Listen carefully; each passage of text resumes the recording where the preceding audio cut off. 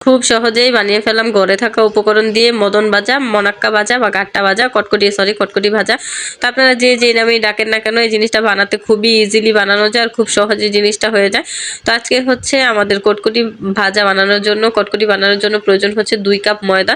তো প্রথমে আমরা নিয়ে নিলাম হচ্ছে 2 কাপ ময়দা, এরপর দিয়ে দিলাম হচ্ছে 1 টেবিল চামচ পরিমাণ চিনি। আপনারা হচ্ছে একটু কম বা বেশি দিতে পারেন, এইরকম দিলেই হয়ে যায়। তো এরপর দিয়ে দিলাম হচ্ছে 1 চামচ আপনার ঘি। আপনাদের ঘিটা অবশ্যই দিতে হবে, ঘি দিলে ফ্লেভারটা অনেক বেশি ভালো আসে। এরপর দিয়ে দিলাম হচ্ছে পরিমাণ মতো আপনার লবণ আর হচ্ছে কালো জিরা। এবার এটাকে খুব ভালো করে মিশিয়ে নিব। তো মিশানো হয়ে গেলে এর মধ্যে দিয়ে দিব হচ্ছে অল্প অল্প করে প্যাকেট দুধ দিয়ে এটাকে খুব ভালোভাবে মেখে নিব। আর দেখুন ডোটা ঠিক এরকম হবে, একদম শক্ত না একদম নরমও না। তো এখানে হচ্ছে দেখুন আমি হচ্ছে আপনার দানা চিনি ইউজ করছি, এর জন্য হচ্ছে আমি 10 মিনিট রেস্টে রেখে দিয়েছি। আপনারা চাইলে হচ্ছে বাটা চিনি বা গুঁড়া চিনি ইউজ করতে পারেন, তাহলে আপনাদের জিনিসটা আরো বেশি ভালো হবে।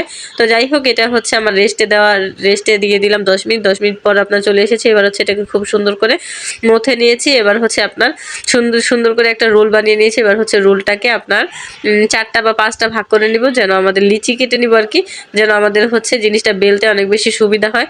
আর এই তো দেখুন এরকম করে নিয়ে নিয়েছি। আর চিনিটা খুবই সুন্দর, মানে একদম গলে গেছে। আপনারা 10 মিনিট রাখলেই বাস হয়ে যাবে। এবার হচ্ছে দেখুন একটা রুটি বেলে নিয়েছি, একদম মোটাও হবে না আবার একদম চিকনও হবে না, স্কিনে দেখে আপনারা বুঝতে পারছেন। তো এবার হচ্ছে আপনার কটকটির শেপ দিয়ে নিব। তো প্রথমে হচ্ছে রুটিটাকে চারদিকে কেটে নিলাম। এবার হচ্ছে লম্বা লম্বা দিয়ে দিব, এরপর হচ্ছে পাশে সুন্দর করে কেটে নিব। আপনারা স্কিনে দেখে বুঝে নেবেন। তো এইভাবে করে দিয়েছি। আর দেখুন জিনিসটা কতটা বেশি সুন্দর হয়েছে। বাস সহজ একটা কাজ, শুধু এরকমভাবে দিলেই হয়ে যাবে। আর পাশে যেগুলো আমি হচ্ছে আপনার কেটে রেখেছিলাম ওইগুলোকে আমি ফেলে দিব না, ওইগুলোকেও কেটে নিয়ে নিব। আসলে এটা সুন্দর একটা শেপের জন্য আমি হচ্ছে প্রথমে ওইভাবে করে কেটে নিয়েছি। আপনারা চাইলে হচ্ছে নাও করতে পারেন। তো আমি হচ্ছে ভিডিও বানাই, এই জন্য হচ্ছে আমার এইভাবে করাই আর কি। বাস আর কিছুই না। এরপর হচ্ছে এইভাবে করে সবগুলো বানিয়ে নিলাম। বানানো শেষ করে এবার চলে গেলাম ভাজার কাজে। তো এটা খুবই সহজ।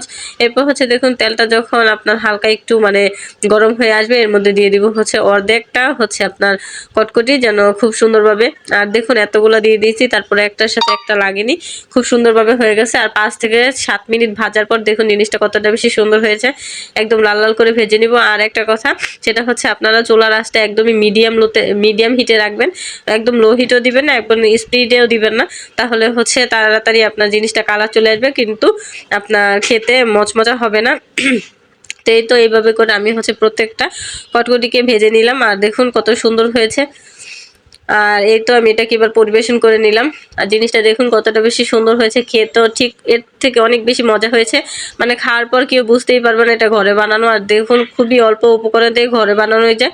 আর এই জিনিসটা হচ্ছে আপনি প্রায় 6 মাস হচ্ছে আপনার সংরক্ষণ করে রেখে খেতে পারবেন, 6 মাসের বেশিও খাওয়া যায়।